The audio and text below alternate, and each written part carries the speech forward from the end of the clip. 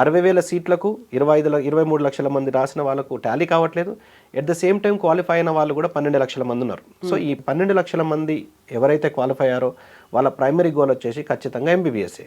ఈ 60,000 సీట్లకు ఎట్టి పరిస్థితుల్లో సర్దుబాటు కాదు. మిగిలిన 60,000 ఏదైతే ప్రైవేట్ కాలేజెస్లో బి కేటగిరీ, సి కేటగిరీ ఉంటుందో, బి కేటగిరీ వచ్చేసి ఆన్ యావరేజ్ 60 నుంచి 70 లక్షలు అవుతుంది. అది కూడా కాంపిటీషన్లో ఉంటుంది. తర్వాత 15% ఎన్ఆర్ఐ కోటా ఉంటుంది. అది 1 to 1.5 crore 2 crores వరకు కూడా ఉన్నది. సో అంత ఫీజులు పే చేసి ఒక మధ్యతరగతి కుటుంబానికి అసలు వీలు కాని పరిస్థితి. కోటిన్నర ఎవరి దగ్గర ఉండదు.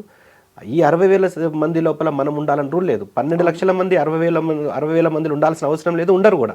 సో ఈ ప్రయారిటీ లోపల ఈ 60 తర్వాత మిగిలిన 11.5 లక్షల మంది మొత్తం వెయిటింగ్, లేకపోతే కోటిన్నర పెట్టి చదవడం, వేరే ఆప్షన్ లేదు. సో ఒక స్టూడెంట్, ఒక పేరెంట్ ఎంబీబీఎస్ మాత్రమే ఒక స్టూడెంట్ చదువుదాం అనుకున్నారు.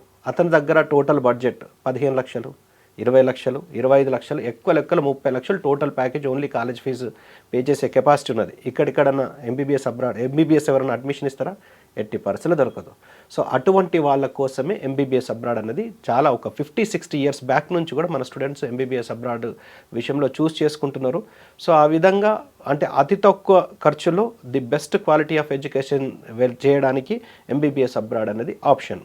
ఒక విధంగా చూసుకుంటే ఇక్కడ ఫ్రీ సీట్స్ ఏదైతే 60,000 అందులో more than 50% of the quota వచ్చేసి ఎంబీబీఎస్ అబ్రాడ్ కవర్ చేస్తున్నారు. అంటే దాదాపు 25 నుంచి 35,000 స్టూడెంట్స్ ఆల్రెడీ ఎంబీబీఎస్ అబ్రాడ్ చేయడానికి ఎవ్రీ ఇయర్ వెళ్తున్నారు.